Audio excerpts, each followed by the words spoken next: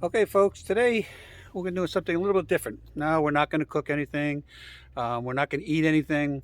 Recently, I purchased this Class C 32-foot motorhome so I can take my cooking on the road, so I can travel the country, taste and sample some dishes, try to imitate them, try to improve them if it's possible. But I got a little problem with my generator. So we're going to we're taking the chef hat off, and we got the work hat off, and we're going to go through steps to diagnose what's happening to the motorhome. So bear with me. So the first thing we're going to do is we took off the cover for the generator, and I'm going to put this camera here so I can use two hands. Okay. Well, here we go. We see we got it. So typically when you start a motorhome on this generator, this is a gen pack, which is Onan Cummins. You prime it and see the red light, click on, then you press the starter.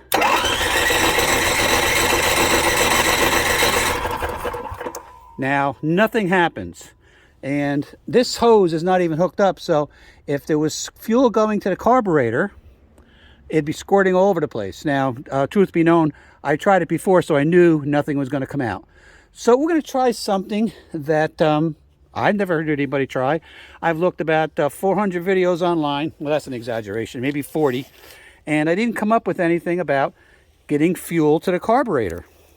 They always went down through here, through the fuel pump, and they didn't do what I'm going to do right now. So if you can see what I'm doing, which you can't, I rigged up a can, and I have the hose under the can. I'm going to fill it up with fuel, well, a little bit with fuel, and then what it's going to do, it's going to bring fuel to the carburetor. Okay, it won't go through the fuel pump. I'm going to bypass the fuel pump and have a siphon effect, or a, what do they call that, from top to bottom. So it should work. So let me just put this on pause and get it all tightened up for you. Okay, we got a can. Well, we have gas in there. Kidney beans can create gas, but not for engines. So we have the fuel line, 1/4-inch fuel line, going directly to the carburetor. So it's got a gravity fed, and we're not going to prime it because the priming is the pump. We're not hooked up to the pump. So let's see if we can get this thing started. And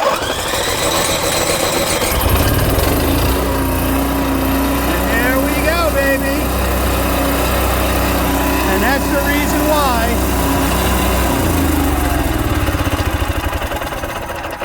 So now we know it's not the carburetor. Not the carburetor at all. So what I'm going to do right now is I'll clean the carburetor, if it hasn't been cleaned, with a product called Seafoam. I'm going to put a little bit in and mix it with the gas, and I'm going to run it through for a couple minutes. And if there is any varnish or tar in, or varnish or any impurities in the carburetor, it's going to clean it out. And then the next step is we're going back and we're going to look at that fuel filter. All right, our filters and the pump, because from this point on, this point right here, this is from the fuel pump to the fuel filter to the main gas tank in the motorhome itself. And back all there is the fuel pump and the filter. And we're going to check that next after we get this running for a couple minutes with the Seafoam. All right, I'll be back. Well, we checked for the carburetor, and the carburetor works. With our little trick to put gas directly to the carburetor. Now, the one thing I forgot to mention before was the hose that was disconnected from the fuel pump. I crimped it at the source where the gas comes in, just in case that carburetor, or not the carburetor, the fuel pump intermittently would have kicked on, because there was power to it and we would have gas everywhere. So I admitted that, and I apologize, but that's what we do, and that's how we prevent mistakes from happening. So now we're going to go attack that fuel pump. We're going to take the old one out. We're going to inspect it. We're going to inspect the filter and the hose and the fuel lines all the way back. So bear with me. First thing we have to do is we have to prepare for this repair or this install. So the first thing we're going to do, I'm going to show you what we need. Well, I have my trusty toolbox. I have that 1/2 inch or less. I have a meter, and I have the actual fuel pump, the filter. I have the hose clamps. I have more fuel line. And we have, this is supposed to be the other way around, and we have our perma thread so we can make sure everything's nice and tight. Now, what we have to do, the first thing we have to do is we have to disconnect the ground from the battery, because there's some live wires in there. They're only 12 volt, but they'll give you quite a nip.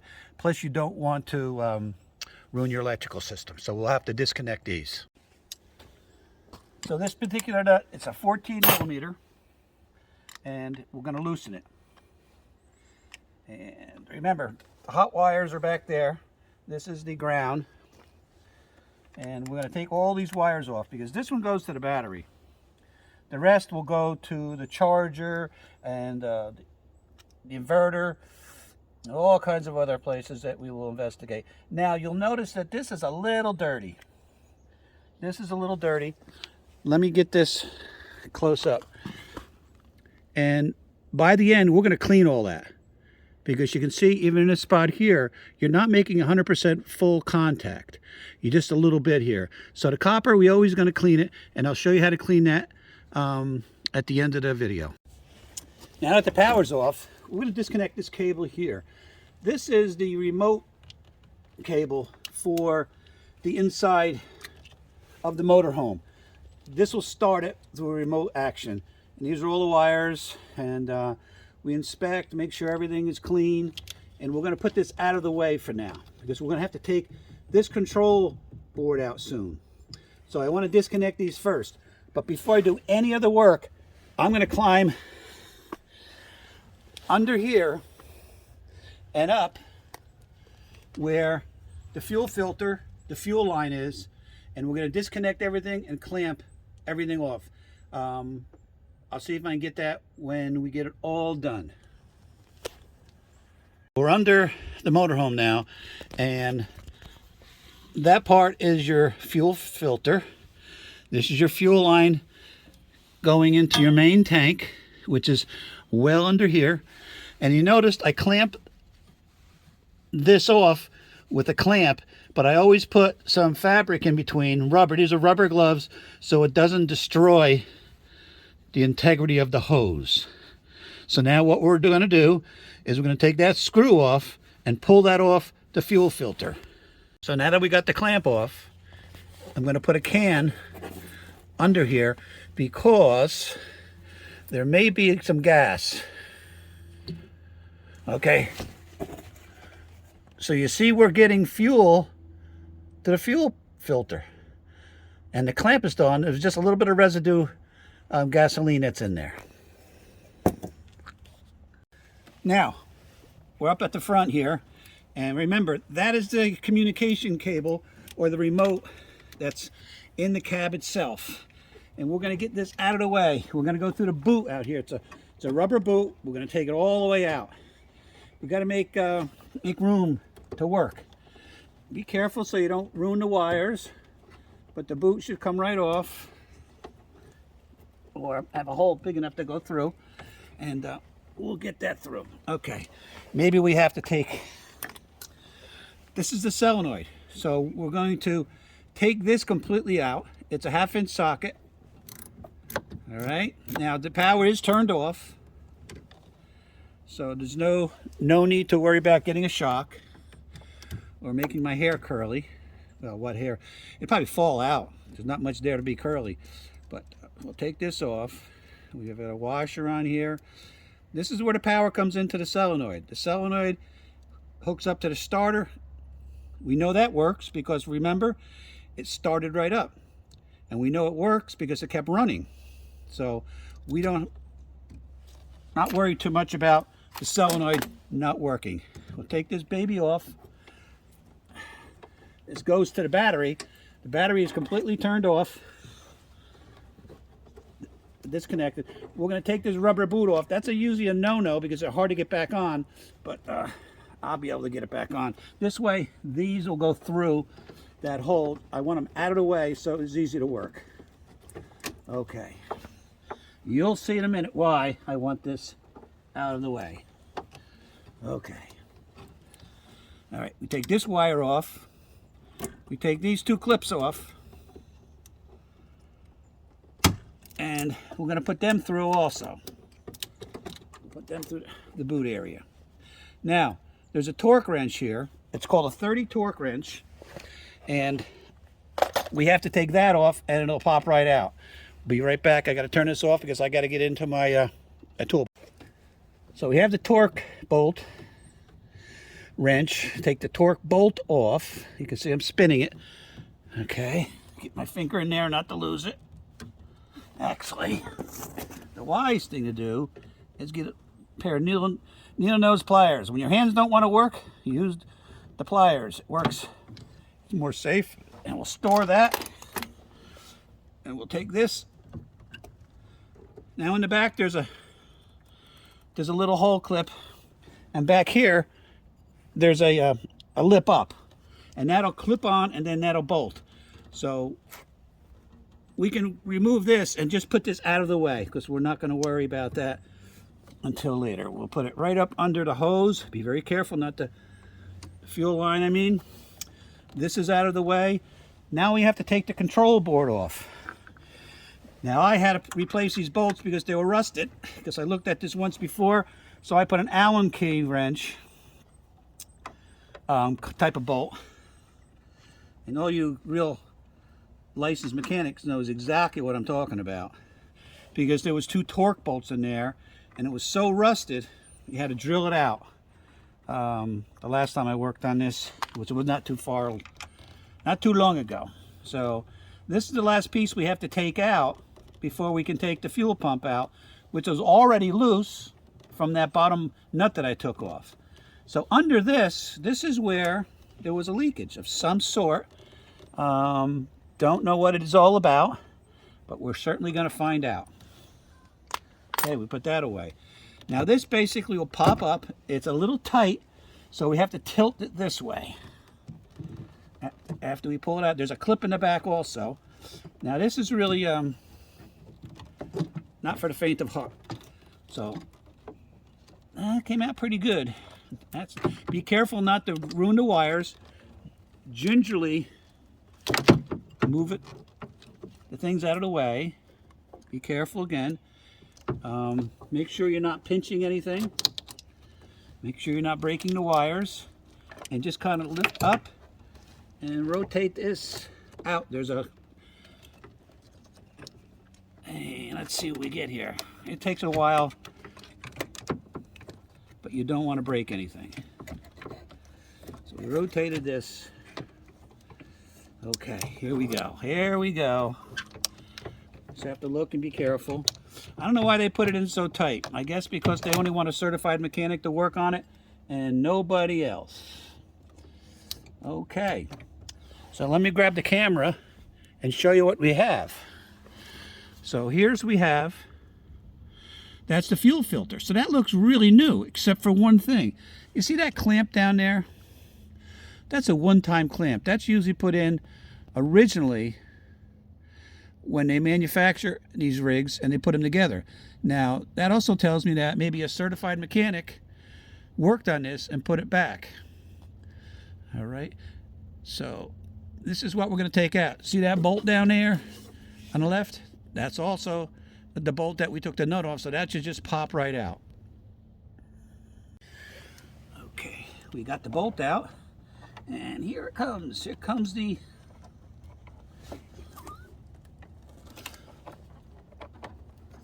pump, and okay, so that's the fuel filter, and look what we have here. I want to show you something. You see that fuel pump? That's a knockoff. That's not the original part. If you can see through that plastic, okay, that's the part number, and look what it says: replace with a low pressure pump only. This is the original pump. Now that part costs probably between $12 and $27. This I got on sale for $119. So I guess if you think that a cheaper product will do the job, these are usually high pressure.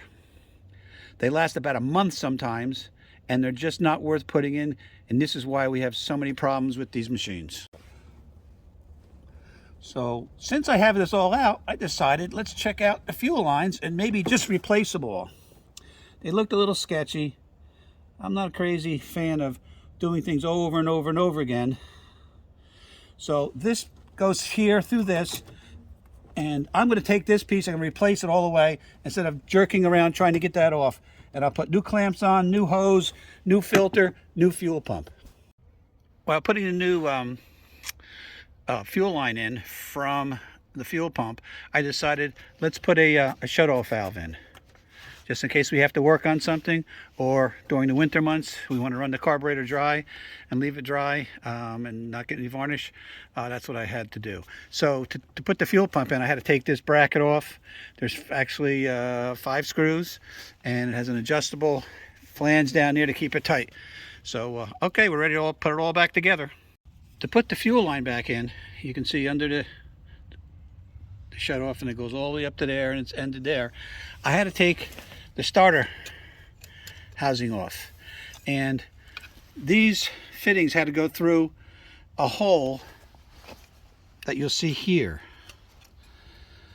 Well, the hole was here, and I couldn't fit both of those protective things over the hoses, so I notched this out with a special type of drill.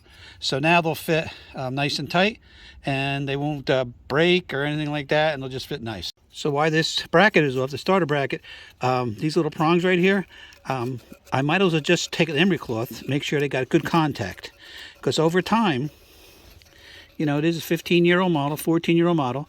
If it's never been taken off, she'll corrode up a little bit, get a little oil on it, and I'm going to take, you know, the emery cloth and do both sides, brush it off nice, get it nice and clean, and then reinstall it. Put the fuel pump in, put the shut-off valve in, we ran the line underneath, and where you see that new shiny clamp is, we put the fuel pump in and the filter, and if we go underneath, we can see the hub is still is on, new clamp on the hose, nothing leaks, and now it's time to put everything back. Putting it back is just the reverse of taking it out, so we just got to take our time and not pinch anything. A little maneuvering and moving some cords around. We've got the control board in. That's the first thing that goes in, and now we'll put the solenoid and connect all the wires. That's the solenoid right there. Solenoid, and there's a little hook in the back. See, we're going to hook that, and it's going to fall right into the hole there, and we're going to put a screw. Okay, we got everything hooked up. I temporarily hooked the ground up to the fuel pump just to test it, make sure that ground and the fuel pump is going. So we're going to prime it. The light's on.